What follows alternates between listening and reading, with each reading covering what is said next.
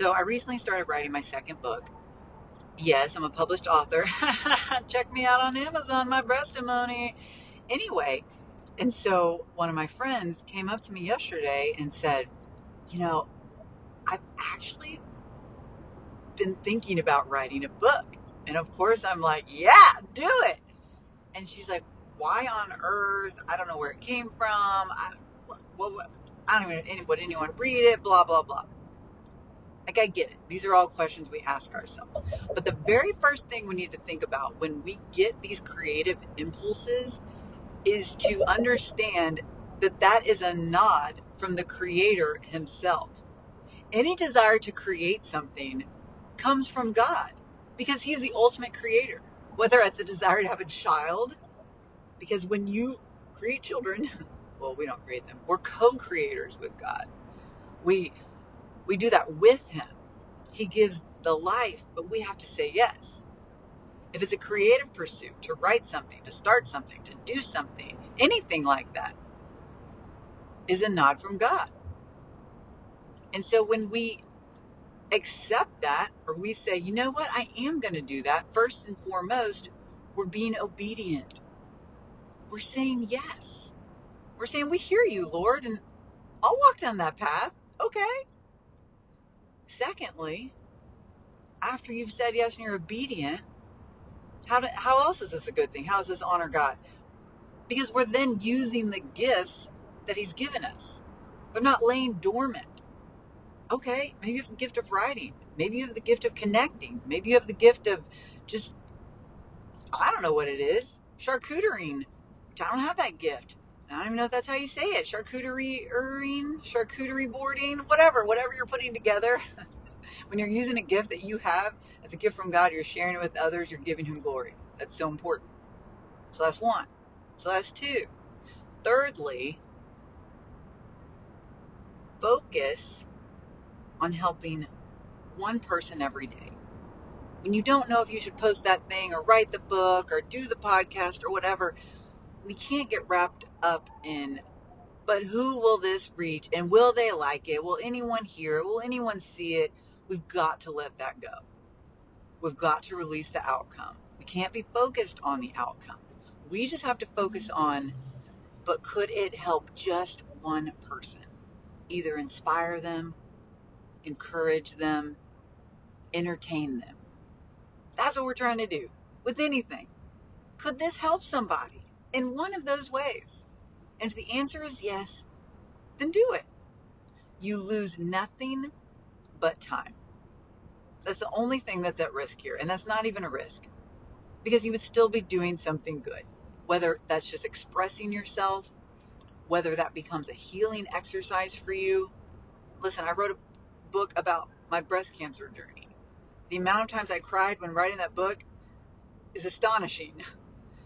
But it was part of my journey of healing.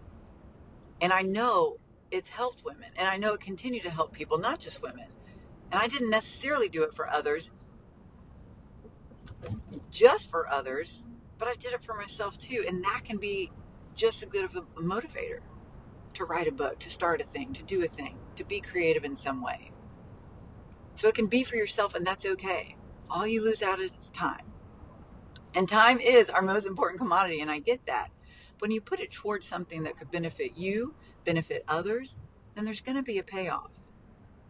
And always remember that what you decide to put into the world, to put out into the world, content, your actions, your words, is between you and God. And how it's received in the world is between them and God. It's no longer about you. Once it's out there, it's put to work. God's going to use it. He's going to use you, so you don't have to worry about it. The pressure is off. So don't be afraid to create the thing, start the thing, put your words out. You're being prompted to do it for a reason, and they will benefit others. Just like the things you've consumed, all the content you've consumed that made you laugh, that made you cry in a good way, that encouraged you, that brought you closer to the Lord, that helped your relationship, that gave you an escape. All those things matter so much, and people have done those things for you. So turn around. Don't be afraid to put it back out in the world. We need your specific voice. The world needs your specific talent. Jennifer Fulwiler talks about this in her book, Your Blue Flame. One Blue Flame? Your Blue Flame. Anyway, it's a great book.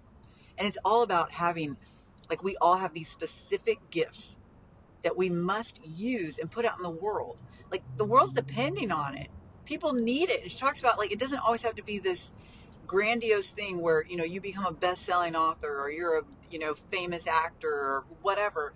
It can be that your thing helped someone in their lowest point, and that made it worth it. She talks about a story when a really hard time in her life, when one of her new babies was in the NICU, and she had all these other kids at home to care for, and there was a long drive and just so much heavy time in her life.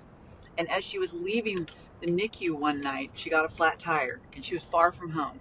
And here she is in the middle of the night, exhausted. She has a sick baby, so many other kids, her family's missing her, needing her. And as she's waiting for the tow truck or the help to arrive, she's listening to this random country song comes on the radio. And it wasn't a well-known artist. She didn't know what the song was, but whatever the lyric was, whatever the melody was in that moment, it helped her so much. And that guy might be a passing memory, not someone the world knows or ever will, but he created his art. He shared it with the world, and it helped people. It helped her and encouraged her so much in that moment to keep going. And we need you to keep going. So don't be afraid, and always listen to those promptings, because that's the Holy Spirit. It's coming to you and it's asking you to act. So do it. I believe in you, and I can't wait to read, listen, watch, do all your stuff. You're creative. Work with God. He loves you. Peace out, homie.